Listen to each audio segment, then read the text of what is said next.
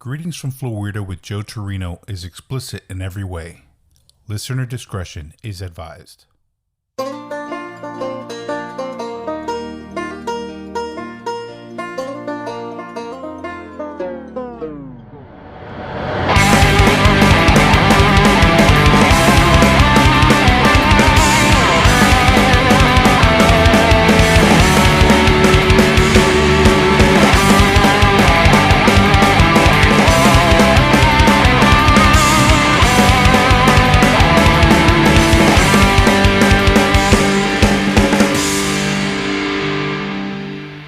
Greetings from Floweirda, folks. I am Joe Turino, and welcome to episode number 5.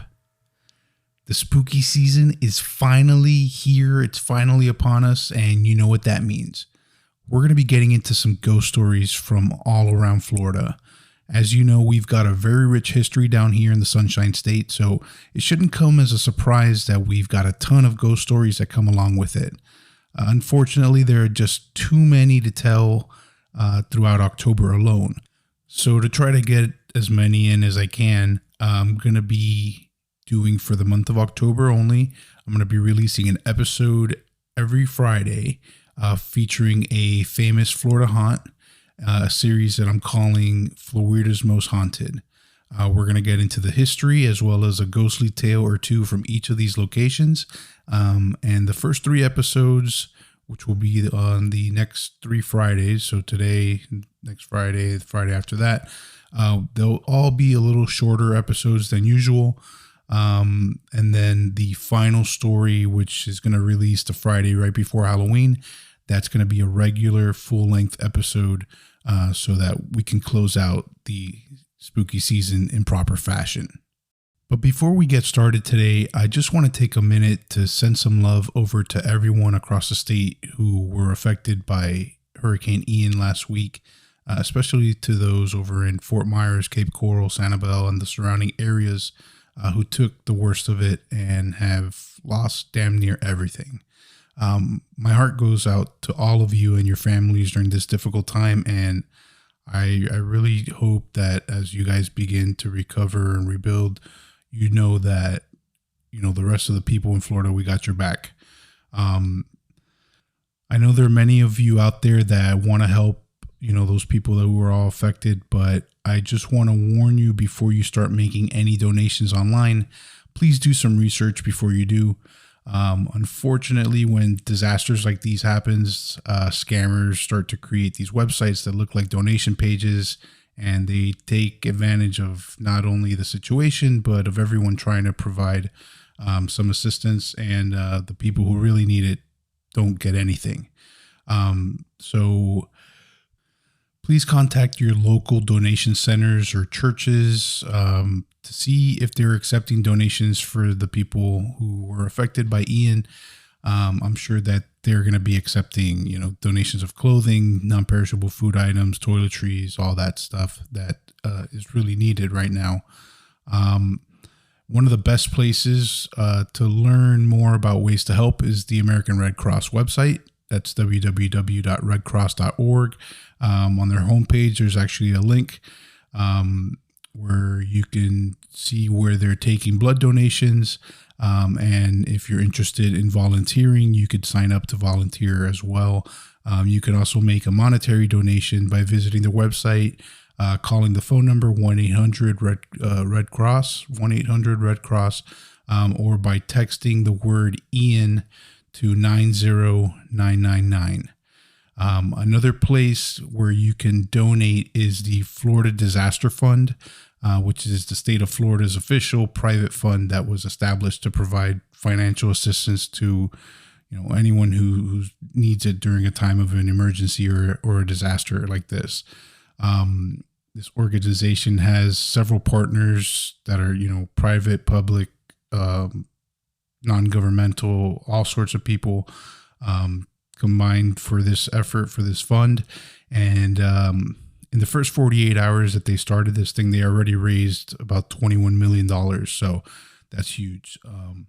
So if you want to donate there, all you got to do is visit the website, www.floridadisasterfund.org, or text disaster to 20222.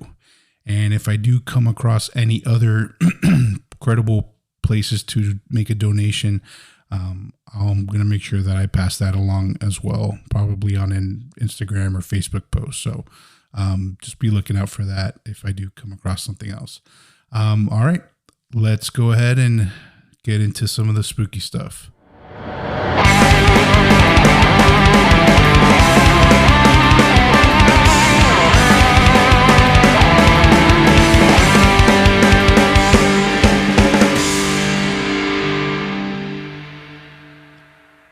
All right, so to kick off our Floweirda's Most Haunted series, today we're going to be heading to America's oldest settlement. And no, I'm not talking about St. Augustine. This is actually something that I didn't know until recently. The city of Pensacola is considered to be the oldest European settlement in the mainland. And it actually predates the establishment of St. Augustine by 6 years. On August 15th, 1559, 11 ships with over 1,400 people from Veracruz, Mexico, landed in the area that they would call Santa Maria de Ochuse. Led by Don Tristan de Luna y Arellano, the large settlement was created to serve as a base for the Spanish efforts to colonize Santa Elena, which is present-day Parris Island in South Carolina. Unfortunately for De Luna and the settlers, this settlement would not last very long. Just weeks after establishing the colony, it would be decimated by a hurricane on September 19th, 1559. The hurricane killed hundreds of settlers, sank 6 ships, grounded another one, and it ruined most of their supplies. The remaining settlers struggled to survive and eventually divided to relocate and resupply the settlement. But due to a famine and several attacks, the effort was abandoned in 1561. About 240 people sailed to Santa Elena, but another storm happened to hit there, so they had to sail back to Cuba and scatter from there. The remaining 50 who stayed at Pensacola were taken back to Mexico, and the Viceroy's advisors concluded that Northwest Florida was just too dangerous to settle, so any efforts to do so ceased for another 135 years. St. Augustine would then be founded in September 1556 and would become known as the oldest continuously occupied European settlement in the contiguous United States. In the late 17th century, fearful that the Spanish territory would be threatened by the French, who had begun to explore the lower Mississippi River with the intention of colonizing the region as part of La Louisiane or Louisiana or New France here in North America, the Spanish founded a new settlement in western Florida in 1698. The fortified town near Fort Barrancas laid the foundation for a permanent European-dominated settlement, which would be called Pensacola, and then later changed to Pensacola. Over the next 123 years, due to various raids, wars, and treaties, the control over western Florida and Pensacola would change hands multiple times between Spain, France, and Great Britain until the United States took control of the area in 1821. Pensacola would later come under the control of the Confederate States of America for a short time until they retreated from the area, leaving it for the U.S. to take control once again. This has earned Pensacola the nickname the City of Five Flags. As Pensacola has the deepest bay in the Gulf Coast, the United States federal government recognized the importance of the harbor shortly after they took control. So they decided that they needed to establish both a naval yard and a lighthouse in the area. And in March of 1823, Congress authorized $6,000 for the construction of the Pensacola Lighthouse. To serve the port until the lighthouse was finished, the floating vessel named Aurora Borealis was transferred from the mouth of the Mississippi, where the Franks Island Lighthouse had just been completed. But because of the frequent rough seas, the lightship had to be anchored inside the bay entrance. behind Santa Rosa Island and could not really be seen from ships outside the bay due to its weak light, especially during storms. Luckily, it only took 2 months for them to build the original 40-foot tower. An adjacent keeper's dwelling was completed just a few days later. The first Pensacola Lighthouse was located on a 40-foot hill just west of the old Spanish fort named Fort San Carlos de Barrancas, in an area that had actually been the fort's cemetery years before. So this place probably had a really creepy feeling from the start, because and I know that they did not move any of those damn bodies. It's kind of like that scene in Poltergeist. Like, you son of a bitch, you moved the cemetery, but you didn't move the bodies. I swear, when I first read that, that was the first thing that came into my mind, that scene. So moving on. The light was first lit on December 20th, 1826, but complaints about the lighthouse started pretty much early on. It was very poorly made. The quality of the materials were on the lower end. And it really wasn't that tall. It was only 40 feet high. And because it was so low, it was blocked by a lot of the trees that were all around it. And people couldn't even see it from the sea. They tried to make some improvements to the reflector lenses and the windows in 1847, but that failed to improve the quality of the light. Tired of all the complaints, a new tower was authorized in 1854 by the newly established Lighthouse Board. It was completed in 1858 and first lit on New Year's Day of 1859. This tower, which is the current tower, stands at 159 feet tall and is the fourth largest brick lighthouse in the nation. At the start of the Civil War, Pensacola and the mainland were taken over by the Confederates, while across the bay, Fort Pickens remained in Union hands. Confederate lighthouse authorities removed the lens and carefully packed the lighthouse supplies, since the lighthouse fell within the Confederate military lines and it was put off limits to civilian keepers. Despite promises from the Confederate High Command, officers ordered the soldiers to break into the lighthouse. Many of the supplies, including much of the valuable illuminating oil, was requisitioned for war use. And as part of a siege of Fort Pickens, the lighthouse was used as a lookout tower, and cannons and mortars were placed all around it. Then on November 22nd, 1861, a 2-day artillery battle erupted. The lighthouse batteries were frequent targets for the guns of Fort Pickens, and roughly half a dozen rounds struck the tower. Pensacola was evacuated by the Confederates on May 9th, 1862, but during their withdrawal, they burned several government buildings and supplies at the Naval Yard, but they left the lighthouse undamaged. And on December 20th, 1862, the lighthouse was relit. The original First Order Fresnel lens was stolen by the Confederates during the war, but was recovered shortly after the war and reinstalled in the tower's lantern room in 1869.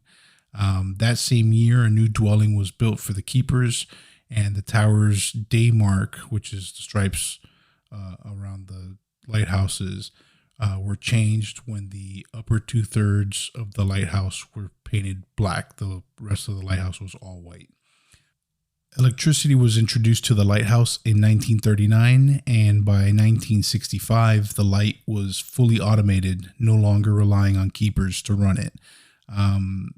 And it was then transferred to the Coast Guard. Today, the Pensacola Lighthouse and Maritime Museum, located on Naval Air Station in Pensacola, is still an active aid to navigation. The Lighthouse Museum, which is operated by a local nonprofit, features unique exhibits from early pre-contact indigenous populations up to the early space race and the Coast Guard's automation of the light in 1965. It is considered to be one of the best preserved and most intact light stations in the country, and it has been featured on many national and international broadcasts. The Maritime Museum raises awareness and acts as an advocate for preservation both in its local community and within the state of Florida. And it hosts over 150,000 visitors annually, many of whom not only come to experience the history and beauty of this place, but they also come for the ghosts. But before we talk about the ghosts of Pensacola Lighthouse, we're going to pause right here for a short break. Ghost stories are always scarier when they're told by the very people who experienced them. Hi, I'm Becky. And I'm Diana. And we're the hosts of the Homespun Haints podcast. We talk to people just like you who've come face to face with ghosts, demons, haints, and other strange paranormal phenomena. All of it makes for a chilling good time. So grab yourself a sweet tea, turn off the lights, and listen to some eerie, true ghost stories on Homespun Haints, wherever you get your podcasts. I'm not scared. Are you? Welcome back to the show, guys. All right, let's get into some hauntings. The 160-plus-year-old Pensacola Lighthouse is considered to be one of the most haunted, not only in Florida, but in the entire country. It is believed to be inhabited by the restless spirits of many of the former keepers and other residents who have remained for one reason or another. And while this may have been a happy place to some, this was a very tragic and traumatic place for others. Let's also not forget the fact that part of this place is built on the site of a former cemetery, with bodies that may or may not have been relocated. Perhaps combined, these may be some of the reasons as to why this place is so haunted. But there are others who believe that this place would have been haunted no matter what occurred here, as it is situated in a vortex or a portal, which is creating a link between our world and the spirit world. Both workers and guests have reported strange sensations, phantom odors, footsteps from the tower, cold spots, and disembodied voices. Other reports include doors slamming when there's no draft, people being touched by an unseen force, and objects being thrown at them. Both shadow figures and full-body apparitions have also been seen throughout the property, and one workman even described having a water hose ripped from his hands. But even before it was turned into a museum, many odd occurrences are said to have taken place at the lighthouse that were witnessed by its former residents. In 1875, the lighthouse was struck by lightning twice in the same year, suffering extensive damage and even melting many of the metal fixtures. In 1885, a large flock of wild ducks essentially committed suicide by flying through the lens room, and a year later, the lighthouse was severely damaged in the Great Charleston earthquake. Samuel Lawrence served as the lightkeeper from 1877 to 1888 and is known to be the most active spirit who usually hangs out in the tower. Guides as well as guests have seen him peering out of the tallest tower window, just staring down at them as he paces back and forth. His spirit is also known to grope tourists as they climb the 177-step staircase. At the top of the lighthouse is a heavy trap door, which when left open, seems to close on its own. Banging can be heard from the top of the tower even when no one is there. Perhaps Samuel Lawrence is trying to keep people away from his tower as he continues to keep the light from burning out. In the late 1880s, a man named George Tucker Crawford became the lighthouse keeper. He and his family lived here, and his daughter Ellen was raised on the property. When Ellen got older, she met and married a man named Ernest Mueller. They were married at the lighthouse that she loved so much. Ellen soon became pregnant and gave birth to a daughter at a local hospital. She and her husband named the baby girl Naomi. But unfortunately, the happiness soon ended for the small family. Ellen experienced complications from the childbirth, but was sent home with orders to rest. She would die just 5 months later from these complications. People say she bled to death in the room that is now known as the Bloody Bedroom. Naomi was raised by her grandparents, but always had a sense that her mother was nearby watching over her. Today, people often say that they see the spirit of a small child playing in the room. What is also seen in the room is a blood stain that appears on the floor between the bed and the fireplace, perhaps letting people know that she's still around. In addition to Samuel and Ellen and maybe even little Naomi, other well-known spirits are Thomas, a former slave that once stood 7 feet tall, who lives in the basement of the lighthouse, and Raymond, a ghost that lives under the stairs. It is believed that though they were not keepers, they may still have worked at the lighthouse and chose to stay there even in death.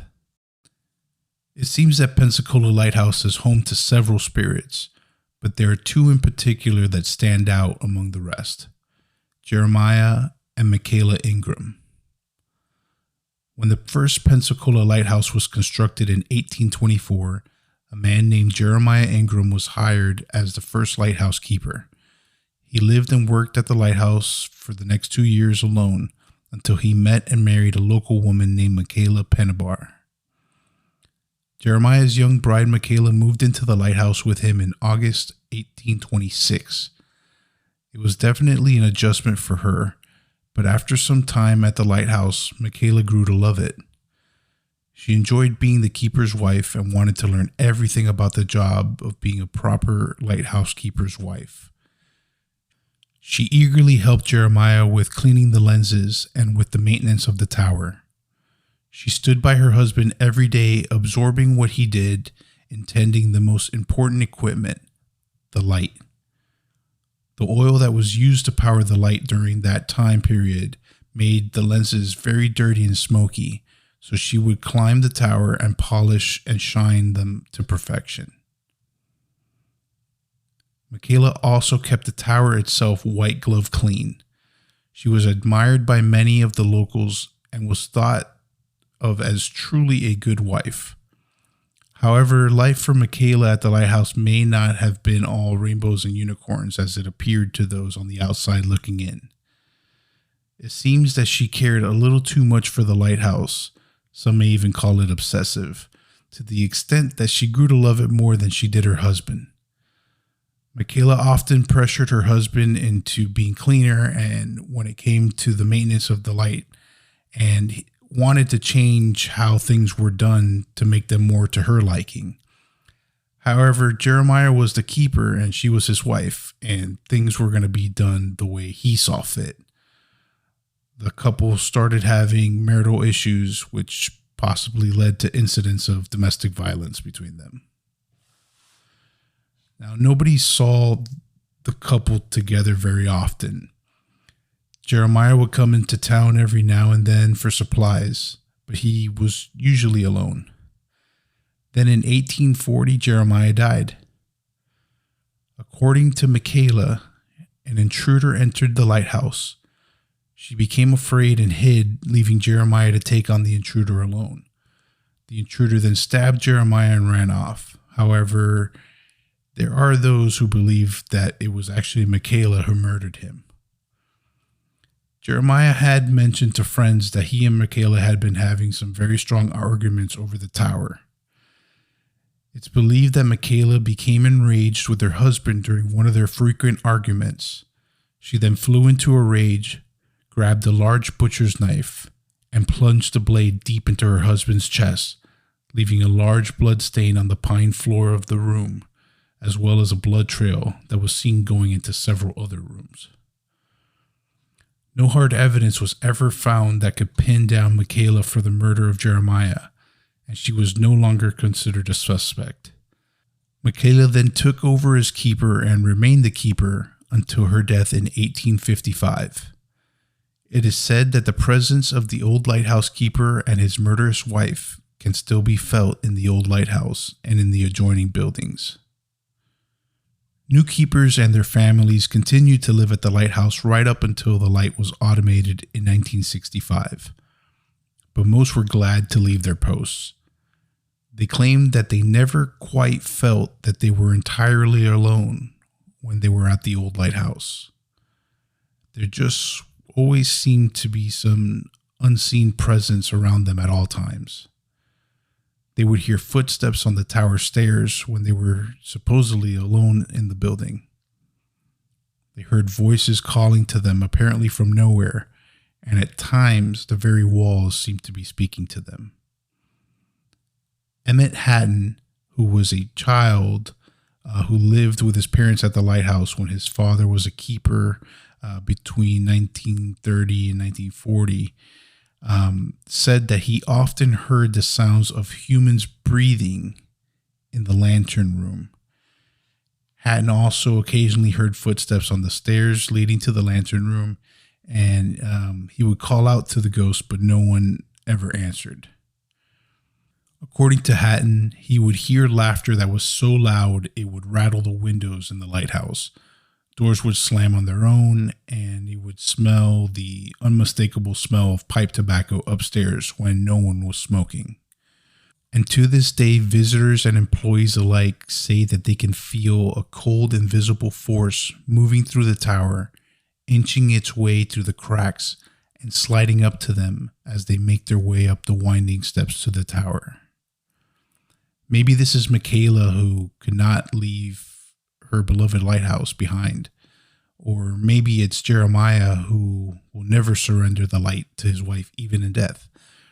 Or perhaps it's one of the other spectral residents of the lighthouse reaching out to the living.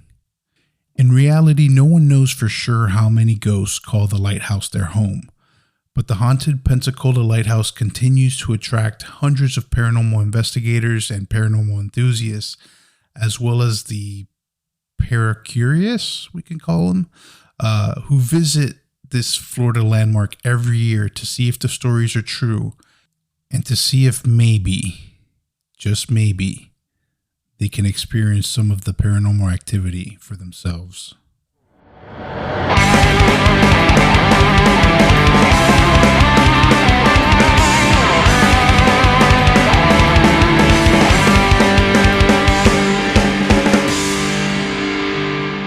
All right, and that's it for episode number 5, which is episode number 1 of Floweirda's Most Haunted. Thank you guys all for listening.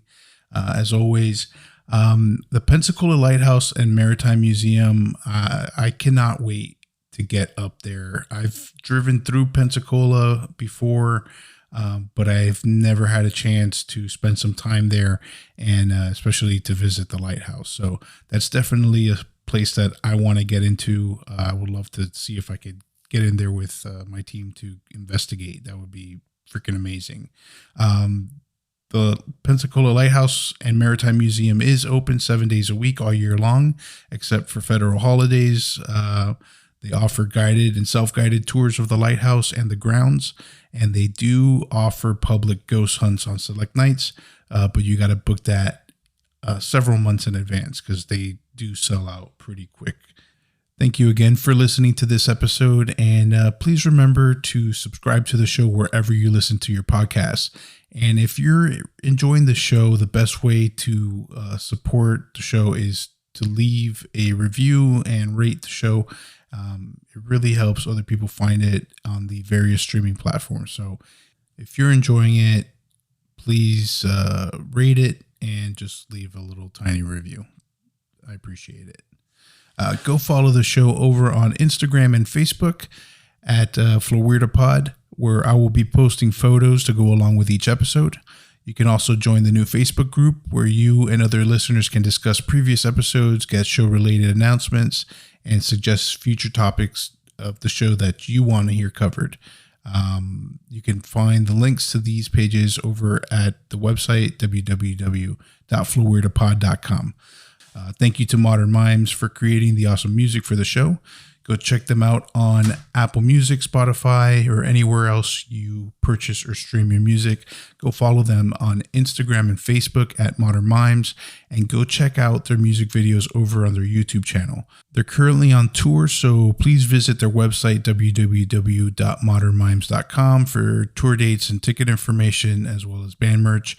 If they're playing near you, go out there, go check them out, go show them some support. All right, and if you are in the South Florida area or are going to be in South Florida throughout the month of October, even some dates in November.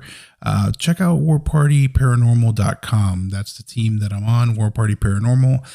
We have several public interactive paranormal investigations coming up where you get a chance to hang out with us and actually investigate with us.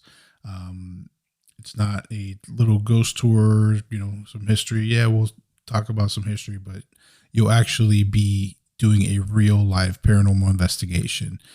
So again, go check out warpartyparanormal.com for dates and ticket information. We have one tonight as this episode releases at the Old Davie Schoolhouse. Very cool place. It's the oldest schoolhouse in the Davie, Florida area. And in addition to the school, there are 2 other pioneer homes on the property as well that are very active. So if you want to come along, there might be some tickets still left. So go and purchase those and we'll see you tonight. If not, we'll see you on one of our next investigations. And if you're experiencing paranormal occurrences in your own home or businesses, War Party Paranormal specializes in residential cases and has helped hundreds of clients throughout Florida. All of our residential cases are completely confidential and 100% free, so please feel free to reach out to us and our case manager will reach back out to you. And don't forget to tune in every Monday night at 9 p.m. Eastern Time to the War Party Paranormal Radio Show, where co-hosts, team leader Eric Vanderland and case manager Mike Del Coro, as well as other various team members, not only discuss the locations that we've investigated, but we also share the evidence that we've captured from them. The show also features interviews with special guest investigators and celebrities from some of your favorite paranormal television and internet shows. So go check it out if you have some time on Monday night. It's a fun show. You can find it on the KGRA Digital Broadcasting Network website and on their YouTube channel, as well as on the War Party Paranormal Facebook page and YouTube channel. All right, so we will be back next week. Remember, we're going to be doing 4 this month for episode 6, and where we're going to be heading down to Miami as we continue our Floweirda's Most Haunted series. But until then, please remember, guys, go help your fellow Floweirdos that are hurting right now over on the West Coast. Please help in any way that you can. On a lighter note, go befriend a ghost today. You never know how that's going to turn out. And of course, stay weird, Florida. We'll see you next time.